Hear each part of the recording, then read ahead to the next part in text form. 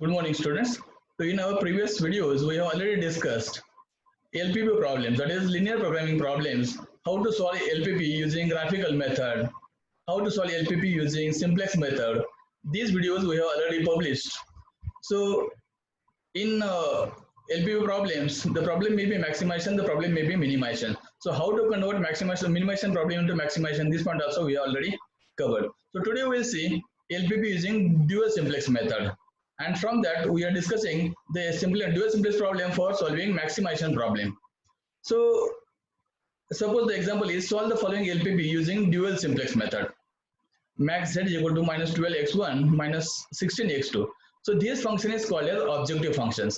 So in this objective function, we are going to identify value of x1 and x2 in such a way that the total value of the z will be a maximum value. So we are going to identify value of x1 and x2 in such a way that the x1 and x2 should be greater than or equal to 0.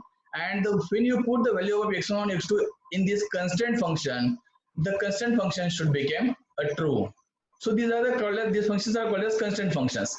So we have to select a value of x1 and x2 in such a way that the constant function returns true and the value of z becomes a maximum. Okay, so subject to 10x1 plus 20x2 greater than or equal to 120, 8x1 plus 8x2 greater than or equal to 80. These are called as constants, and x1, x2 greater than or equal to 0. So here any variables that comes in objective function, that variables are called as basic functions.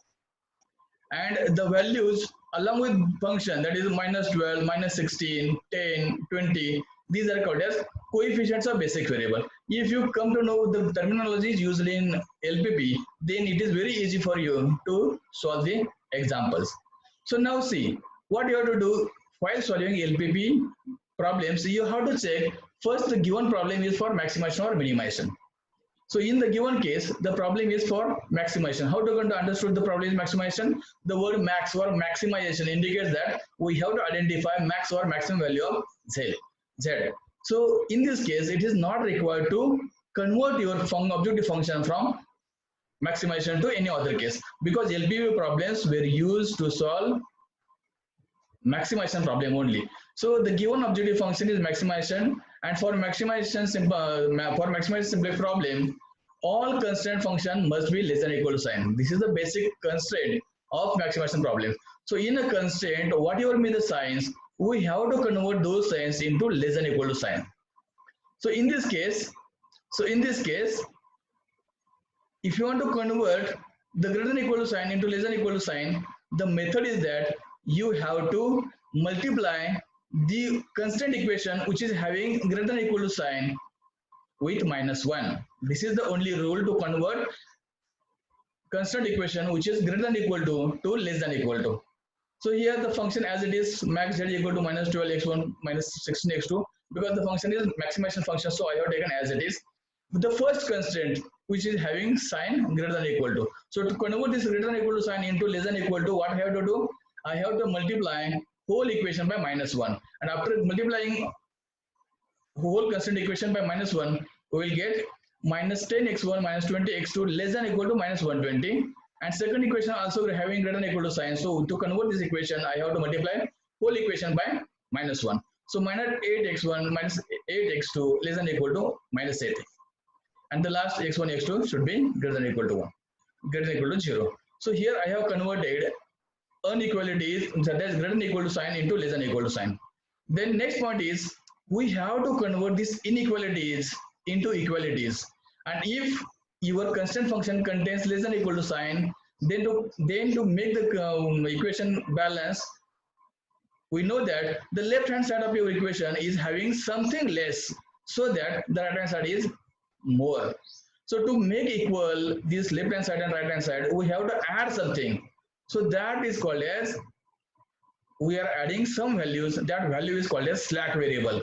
And how many number of slack variables required for a given problem depends upon number of conditions or number of constraints. So in this example, 2 constraints are used. So we are going to use 2 constraints. So to convert inequalities of constraints into equalities, we have to add 2 slack variables. Why slack variables? If the constraint has less than or equal to sign, then we have to add slack variable. That's why and there are two equations, first equation and second equation. So we need two slack variables in constant, with coefficient 1 and also in objective function with coefficient 0. So here what we have to do, we have to add two slack variables, one for each equation. And when we are adding slack variables in constraint, we have to use coefficient of the slack variable as equal to 1. And when you add these slack variables in objective functions, then we have to use coefficient of objective function, that the slack variable, we have to use 0. So after putting that value, the LPP in standard form will be, so here I have added S1, a slack variable which is having 1 as a coefficient value, and S1 with coefficient value 0. As a norm indicates that to make equation balance, we have to add slack variables in constant function as well as objective function. But in constant function, we have to use coefficient 1, and in objective function, you have to use coefficient 0. Likewise, in second equation also, we have made balancing by adding another slack variable having coefficient value 1 and coefficient value 0 at objective function. So once you converted the LPP in standard form, now we have to create initial simplex table. So initial simplex table look like in this way. So in this case, what you have to do, from this given LPP problem, we have to identify basic variables from the objective function. So in this case, which are the basic variables? So here x1 is a basic variable, x2 is another basic variable, s1 is variable, and s2. So these are 4 basic variables we have to identify from the objective function. So in objective function there are 4 variables, though I have to create 4 columns. Now what we have to check, in a first constraint function, which is the slack variable we have added, the name is slack variable is s1. So we have to write here s1, and coefficient value of s1 is 0, s2 coefficient value 0. So here this coefficient value we have to take from objective function. This coefficient values we have to take from objective function. Now we have to take into consideration s1 slack variable we have added in this first constraint. So we have to check what are the coefficient values of x1. So here coefficient value is -10. For x2 value is -20. For s1, then coefficient value of s1 is 1. In this equation there is no s2 variable, so s2 variable value will be 0, and solution as it is -120. So here coefficient values we have to take coefficient values of objective function. So here objective value coefficient value is -12, -6, -16, 0, and 0. Likewise for second equation we have to take identify what are the coefficient value of x1. Coefficient value of x1 is -8. For x2 also -8. For s1, in this second constraint there is no s1, so we have to take 0. For s2 1, and solution -80. So in this fashion we have to create initial simplex table. The next point is we have to calculate the value of zz. So to calculate value of zz, what is the formula? We have to multiply the coefficient value with cell value of that particular. We are calculating zz value for this cell. So for that we have to consider this column. So we have to multiply this cell value into coefficient value plus this cell value into this coefficient value. As coefficient values are 0, so if you multiply any value with 0, we will get 0. So all the cases we will get 0, 0, 0, and 0. Now next one is the Cj minus Zj. So all the Cj value of Cj is given here, Zj is also here. So if you multiply Cj minus Zj, you will get Cj minus Zj here. So you have to calculate all Cj minus Zj values first. So here When I calculate the value of Cj minus Zj, I will get minus 12 minus 0 is equal to minus 12, minus 16 minus 0 is equal to 16, 0 minus 0, 0, 0 minus 0, 0, that is true. Now, here basic difference is that in dual simplex problem, we are considering the values of Cj minus Zj for identifying the key column. But in a dual simplex problem, we are identifying first key row. In simplex problem, we are identifying first key column and then key row. But in dual simplex problem, we are identifying first key row. So how to identify key row? We have to check the solution values. We have to check the solution values, and the solution value which is most negative value. Solution value which is most negative value is treated as a that row is treated as a key row. So in this case, we have identified this row as a key row, and we know that key row contains living variable. In key row, living variable lies. So in next iteration, my living variable will be S1. So once you identify key row, then what is next? We have to calculate ratio. Once you identify key row, the next point is you have to identify ratios. How to calculate ratio? We have to divide Cj minus Zj value with key row value. So in this case, my Cj minus Zj is minus 12 and key row value is 10. So minus 12 divided by minus 10, I will get 1.2. Likewise, for second column, minus 16 divided by minus 20, I will get 0.8. So in this case, these are the slack variables. If you not calculated this Cj minus Zj value or ratio value, it is well and good. So if possible, you can calculate.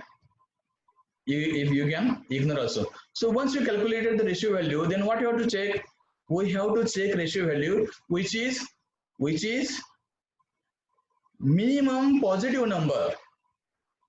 In the ratio value, what precaution you have to take? You have to calculate. You have to take into consideration minimum value, but that should be a positive value.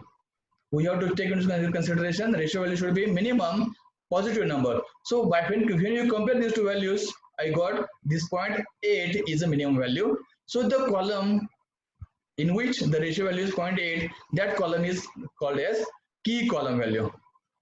Key column. So from key column, we come to know that x2 is my entering variable. So in second iteration, x2 will be my entering variable and s1 will be my leaving variable. Where the row key column and key row intersect and the cell forms, the cell is called as key cell or pivot cell. It is also called as pivot cell also. So in next iteration, what is the case you have to do? I have to change the value of this K cell or pivot value. I have to convert into 1. So if I want to change minus 20 into 1, what I have to do? I have to divide this whole row. Or if I want to make the cell value 1, then what I have to do? I have to divide this number by minus 20. If I divide this number by minus 20, automatically I will get 1 here. So for in this case, this is my first row. This is my first row, this is my second row. So if I want to convert minus 20 into 1, so what I have to do? I have to divide whole row by minus 20. So in new case, what I have done here, just see, new R1 means new row 1 will be old row 1 divided by minus 20. Because how I will identify this minus 20? Minus 20 is nothing but my key cell value. So I want to make this value is equal to 1. So I have to divide the whole row by minus 20.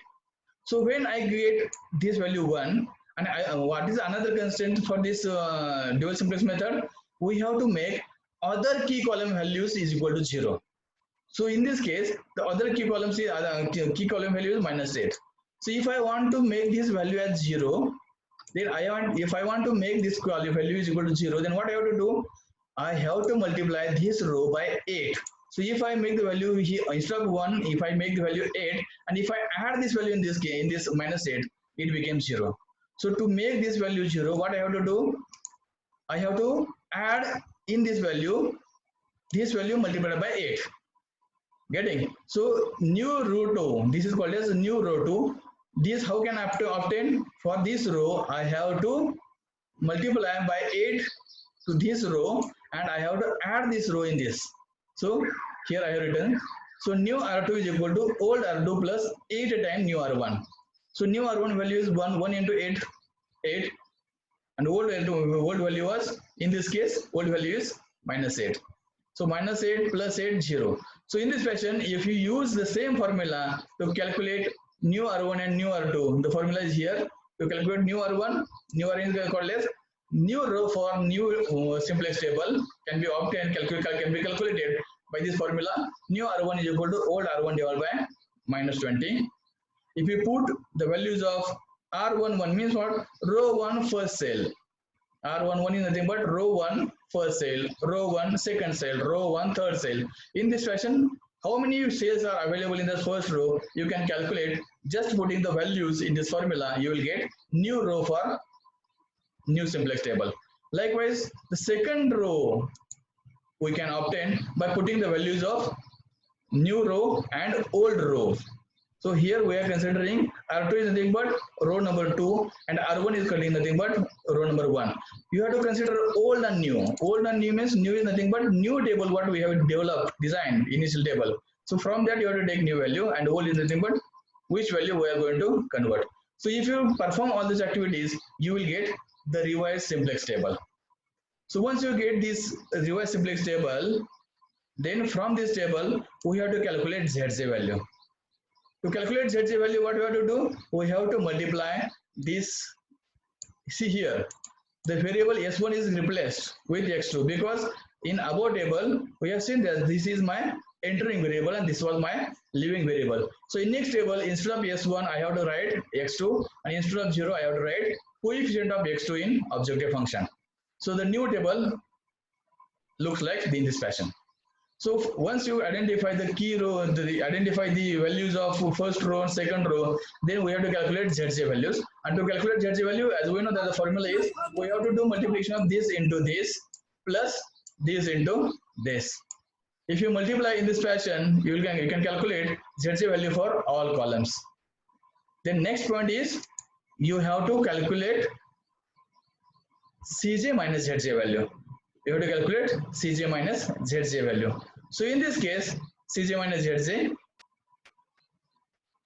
what is Cj minus, what is value of Cj? Minus 12. What is value of Zj? Minus 8.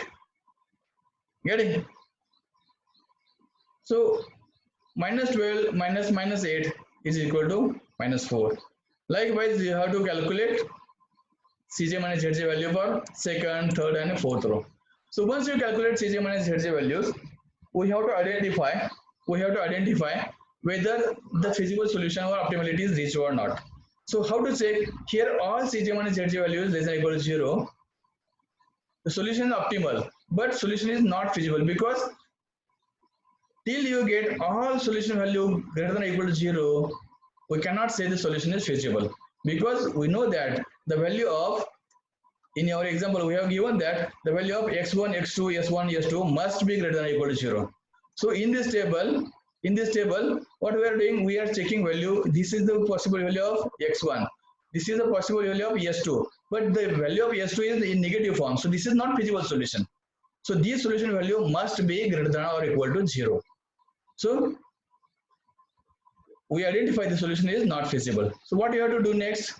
We have to identify which is the most negative value in solution, and from that we understood this is my leaving variable. This is my leaving variable S2. So once you identify leaving variable, then we have to calculate the ratios. So how to calculate ratio?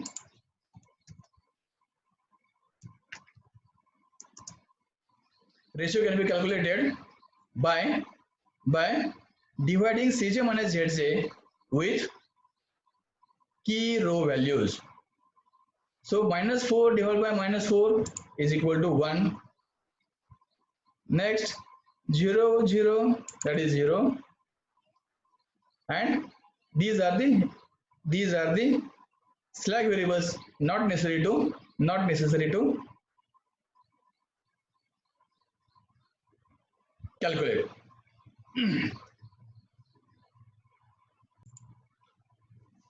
So when you calculate the solution and when you check the ratio values, then we know that the positive value, most we can say smallest positive value is 1. So 0 is a natural number, we cannot consider positive or negative, so we cannot consider this. So 1 is the smallest positive number, so this column we have to select as a key column.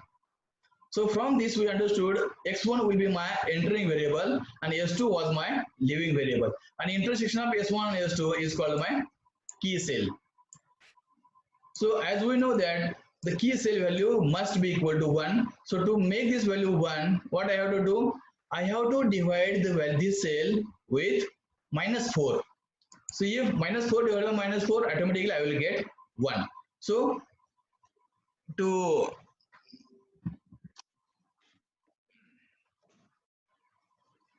sorry to make this cell value 1, what I have to do? This is my row 2 and this is my row 1. So I have to divide row 2 by -4.